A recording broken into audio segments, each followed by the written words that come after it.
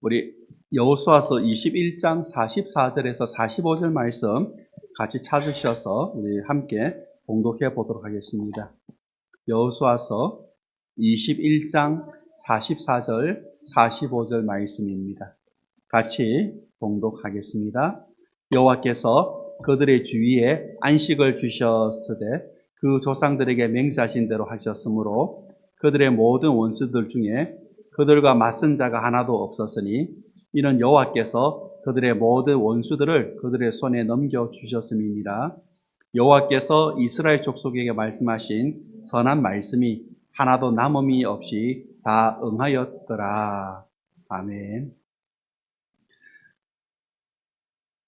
이렇게 이제 성경의 숲, 성경의 나무라는 주제를 가지고 그 주중에는 우리 묵상 산책을 통하여서 성경의 나물들을 여러분들이 경험하신다면은 주일날은 성경의 숲 전체 이제 한 주간의 묵상을 전체 주제로 이렇게 말씀드리는데 오늘 같은 경우는 18장에서 22장까지죠.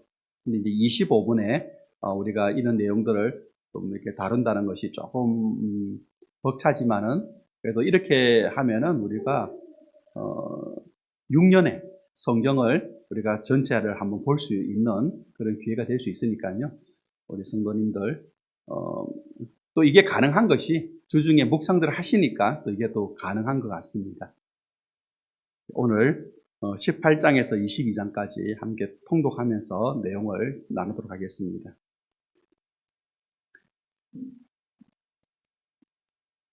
이스라엘의 가나안 정복 전쟁이 이제 마무리가 돼가고 있습니다.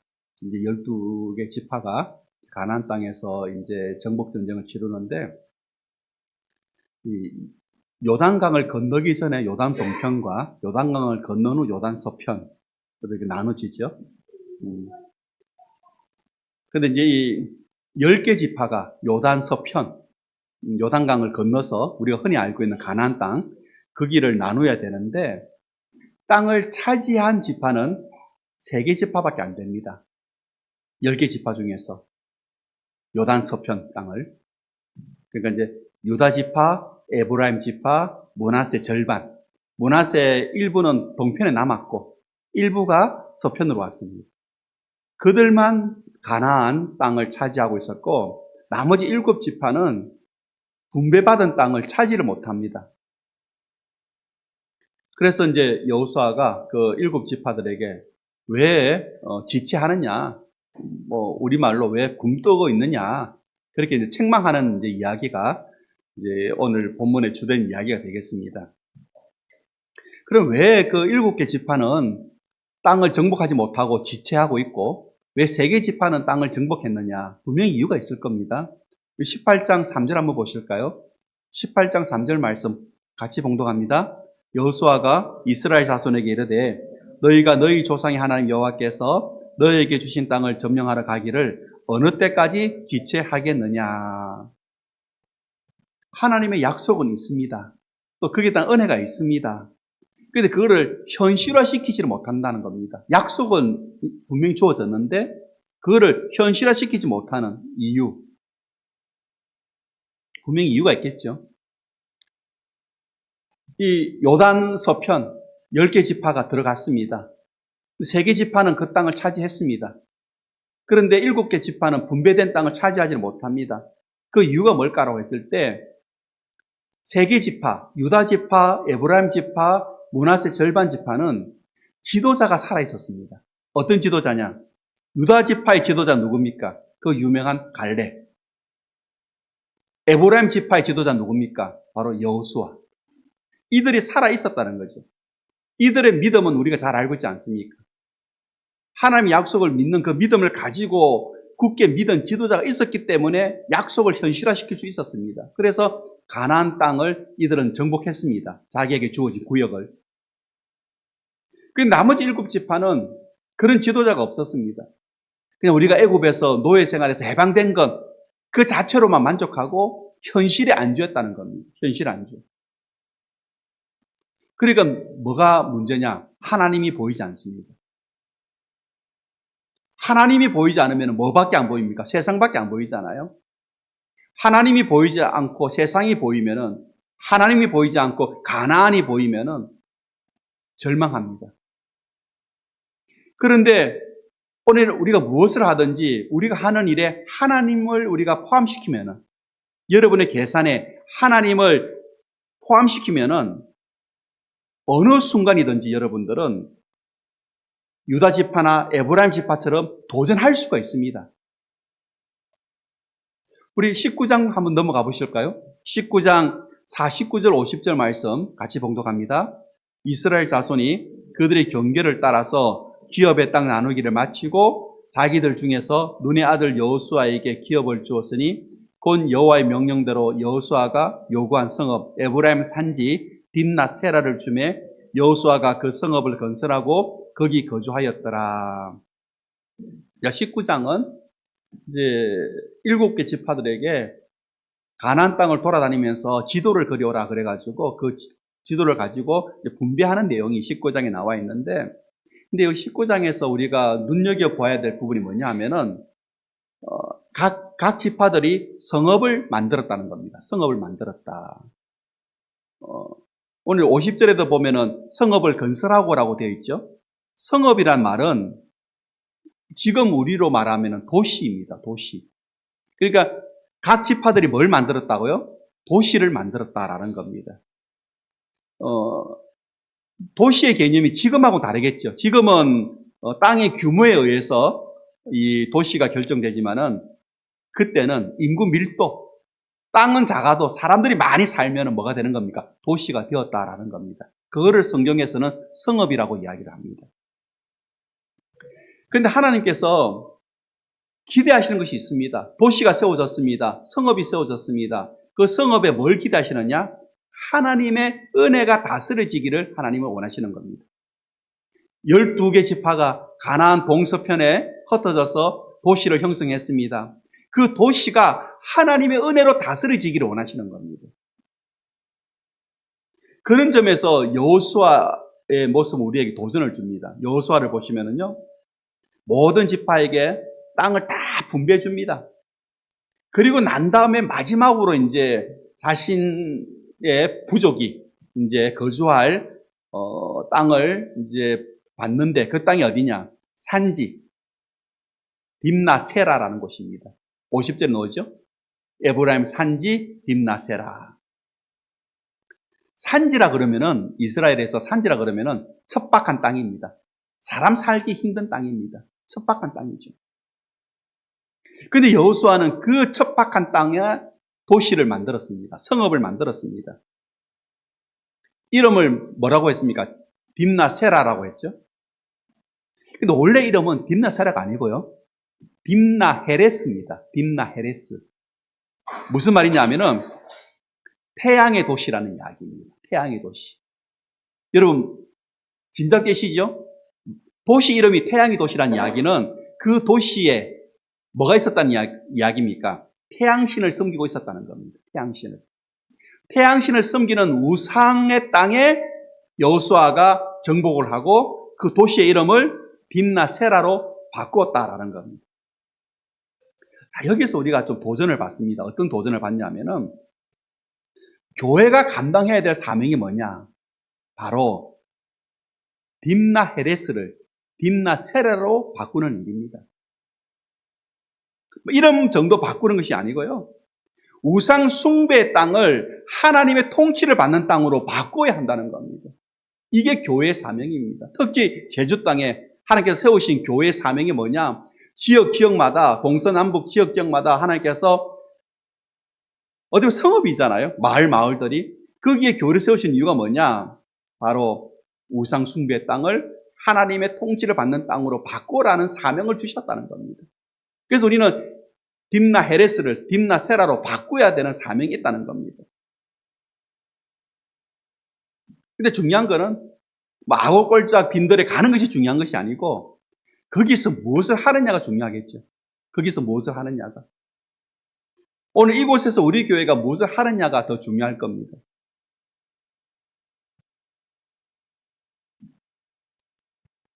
교회는 문화입니다. 교회만의 문화가 있죠. 독특한 문화가 있습니다. 하나님 말씀에 순종함으로써 그 교회가 만들어내는 문화들이 있습니다. 그 문화가 지역에 영향력을 줘야 됩니다. 교회 문화가 지역에 영향력을 줘야 되죠. 저는 어떤 면에서는 우리 성도님들이 그 문화를 만들어가고 있다라고 저는 믿습니다. 어떤 문화입니까? 우리만의 문화. 문화는 가치가 표현되는 거잖아요. 우리가 가치 있게 여기는 것이 결국은 문화가 되는 거죠. 우리가 무엇을 가치 있게 여깁니까? 여러분 자세히 보시는지는 모르겠지만 주부에 보시면은요, 앞면에 제주 샬롬교회 그 윗부분에 보시면은 작은 글씨로 우리가 가치 있게 여기는 내용이 요약되어 있습니다. 뭐라고 요약되어 있습니까? 다음 세대 신앙 계승을 위해 제자 훈련을 기반으로 한 소그룹 공동체 세우기, 이렇게 되어 있습니다. 우리는 다음 세대 신앙 계승을 우리는 원하고 있고요. 우리 자녀들에게 신앙이 계승되기를 원합니다.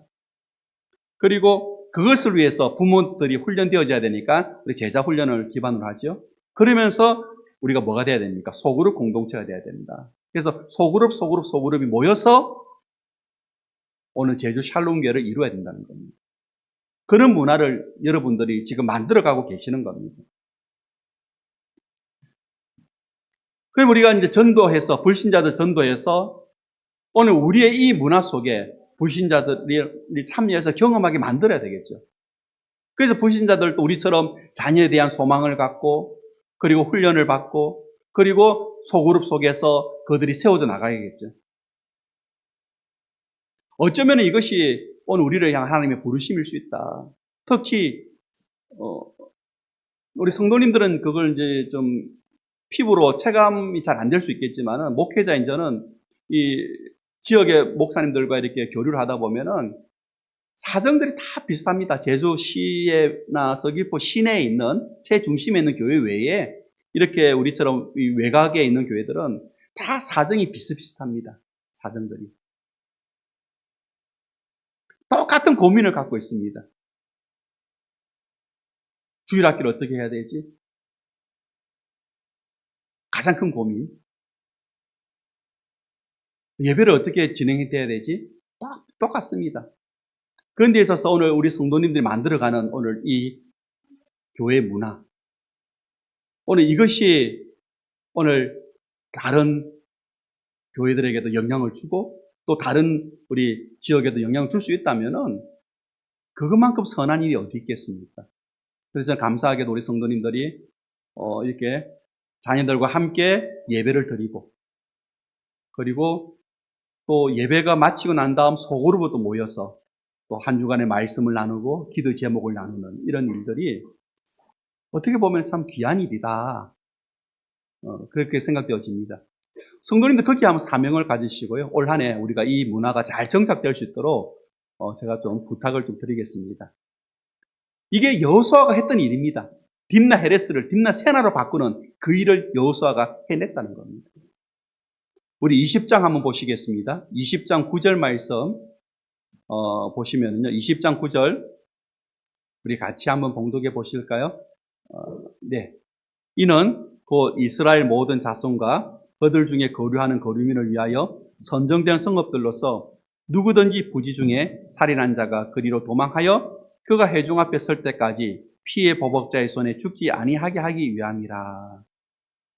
이제 땅의 분배가 끝난 다음 이제 하나님께서 무엇을 말씀하시느냐? 도피성을 만들어라 라고 이야기하십니다. 땅 분배가 끝났죠? 19장까지. 근데 20장에서 이제 하나님께서 도피성을 만들라고 하는데, 도피성은 뭐냐면은 실수로 사람을 죽였습니다. 그 억울함이 해결될 때까지 그 사람을 보호해 주는 곳, 그게 바로 도피성입니다. 근데 이 도피성이 땅 분배가 끝난 다음 하나님께서 말씀하셨다는 거예요. 뭘 이야기합니까? 땅을 분배받았다고 하는 것은 개인의 재산이 생겼다는 거잖아요. 땅을 분배받았잖아요. 가족 수대로.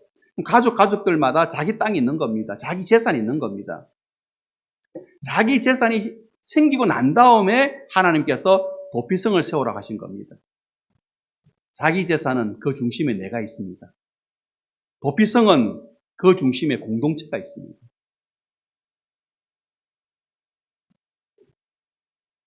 이게 다른 거죠. 형제의 억울함이 해결될 때까지 공동체는 그 사람을 끌어안아야 한다라는 겁니다. 아마 내일 묵상의 말씀이 오늘 이 말씀이 될 겁니다. 형제의 억울함이 해결될 때까지 공동체는 그 사람에 대하여 어떤 판단도 하지 말고 그냥 끌어안아야 됩니다. 그래서 하나님께서 도피성을 만드신 겁니다. 우리 21장 한번 보실까요? 21장 한번 넘어가겠습니다. 우리 3절까지 봉독합니다. 그때에 레위 사람의 족장들이 제사장 엘야살과 눈의 아들 여호수아와 이스라엘 자손의 지파 족장들에게 나와 가나안 땅 실로에서 그들에게 말하여 이르되 여호와께서 모세에게 명령하사 우리가 거주할 성읍들과 우리 가축을 위해 그 목초지들을 우리에게 주라 하셨나이다 하매 이스라엘 자손이 여호와의 명령을 따라 자기의 기업에서 이 성읍들과 그 목초지들을 이 사람에게 주니라. 땅 분배 그리고 은혜의 성읍인 도피성 그리고 난 다음에 이제 레위 지파에게 이제 땅을 허락하시는 이제 내용입니다. 근데 이제 레위 지파는 소유가 없습니다. 그래서 모든 지파가 땅을 분배받고 난 다음에 그 중에 일부를 레위 지파에게 주는 겁니다. 그래서 레위 지파는 흩어져 살았습니다. 12지파 속에 흩어져 살았습니다.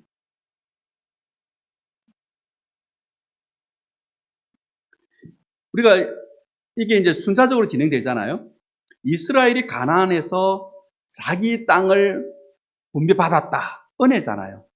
자기 지파가, 자기 부족이, 자기 가족이 거주할 땅을 분배받았다는 것은 은혜입니다. 근데 은혜는 그것을 누리는 것으로 끝나지 않는다는 겁니다. 은혜는 받은 은혜를 나누어야 된다는 겁니다. 그게 오늘 21장에서 우리에게 말씀하고 있습니다. 그래서 이 땅을 분배받은 지파들은 어떻게 합니까? 자기가 받은 것 중에서 일부를 레위 지파에게 나누어 줍니다.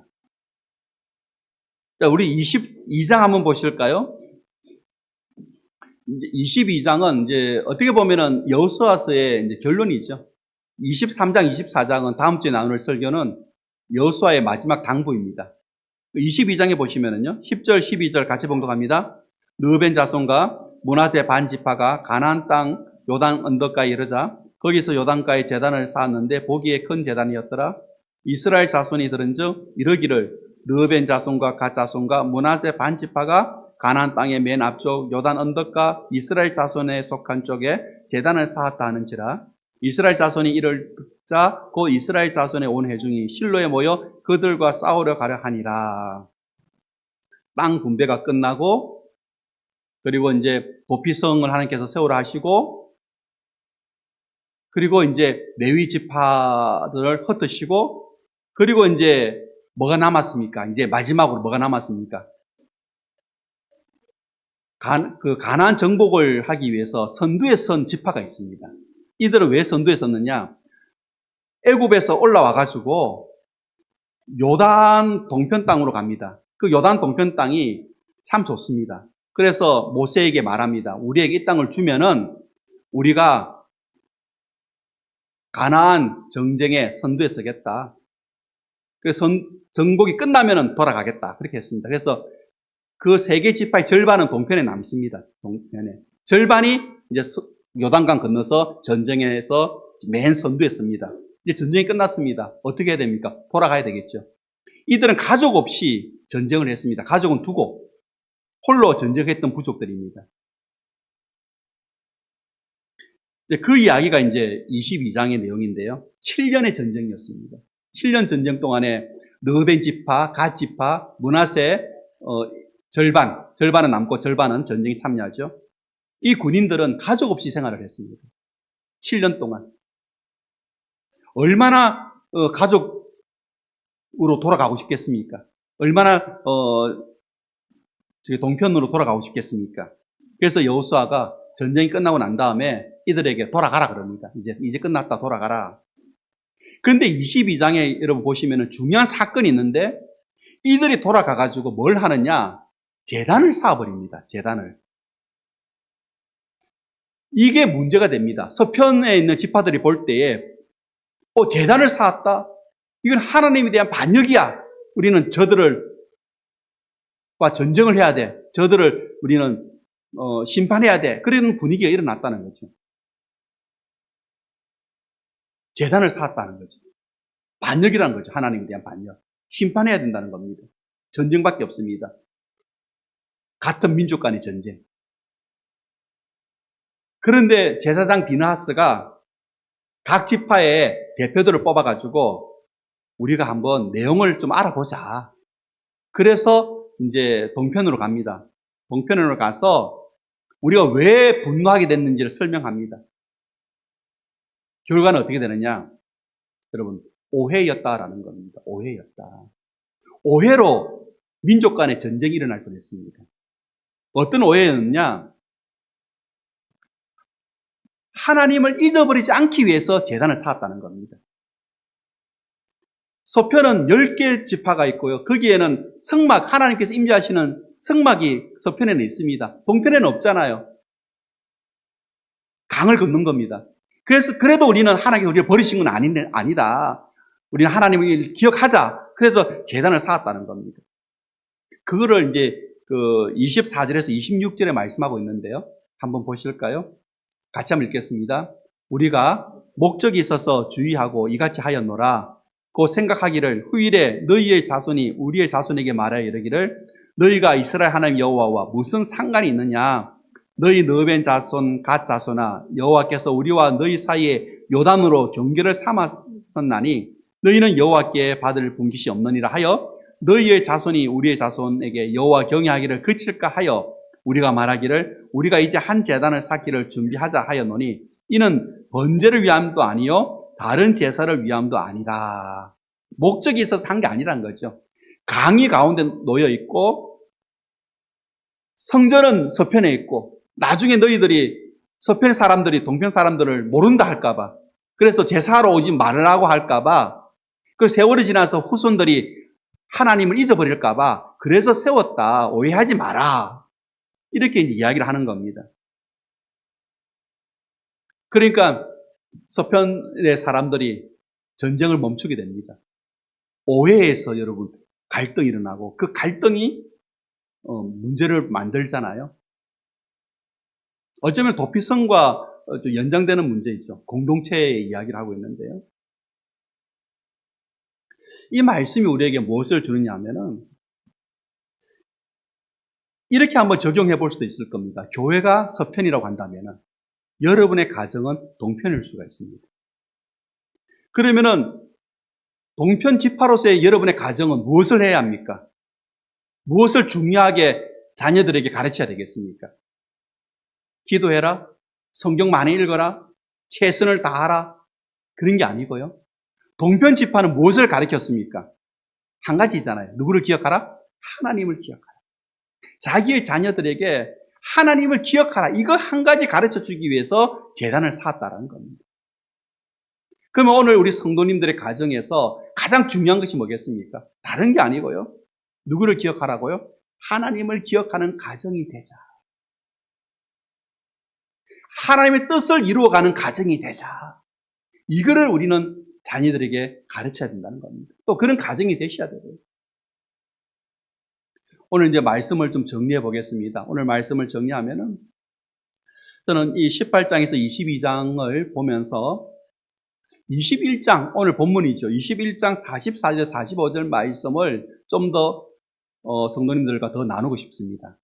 한번 보실까요? 21장 44, 45절 말씀해 보시면은 어떤 말씀이냐면은 바로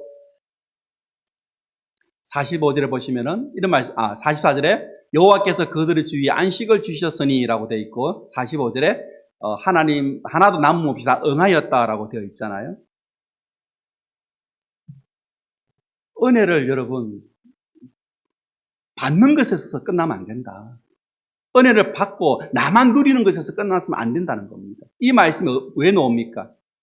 바로 10개 지파들이 자기들이 받은 것을 자기들만 누리려고 하지 않고 그것을 레위 지파에게 일부를 나눠주잖아요. 거기에 다음에 나온 이야기가 이 이야기입니다.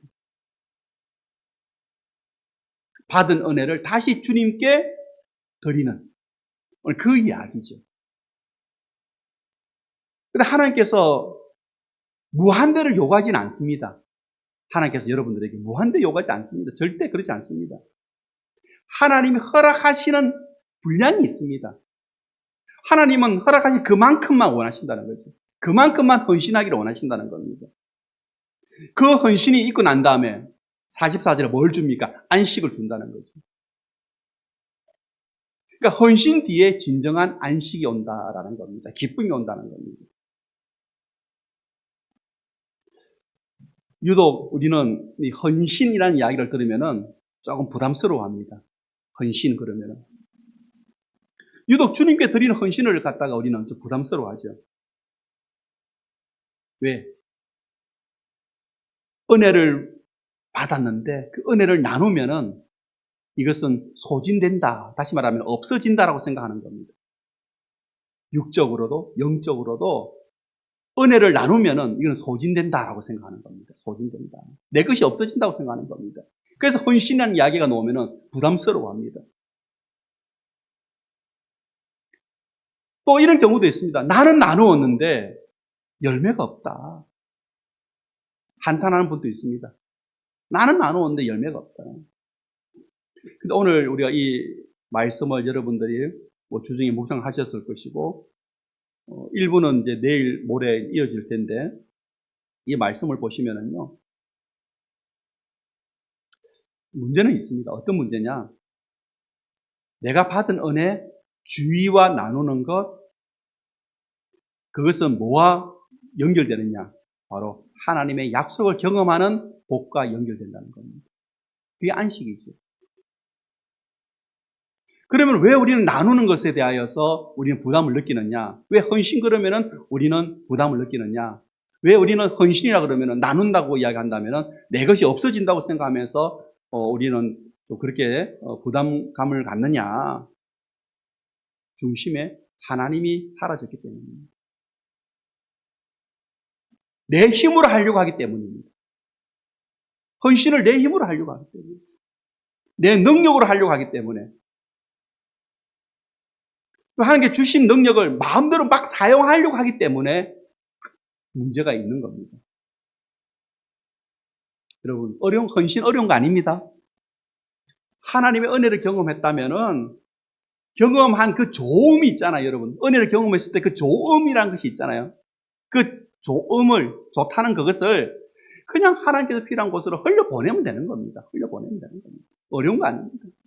내가 경험한 그 좋은 것을, 그 좋음을 하나님이 필요한 곳에, 그것이 어느 곳이 되었든 무엇이 되었든 간에 그냥 흘려보내면 되는 겁니다. 여러분의 헌신이 필요한 곳에 그냥 흘려보내면 되는 겁니다. 그 뒤에 하나님께서 뭘 약속하십니까? 안식을 약속하시는 거죠. 그게 오늘 우리가 함께 나누었던 44절, 45절 말씀입니다. 44절만 같이 봉독하고 마치겠습니다.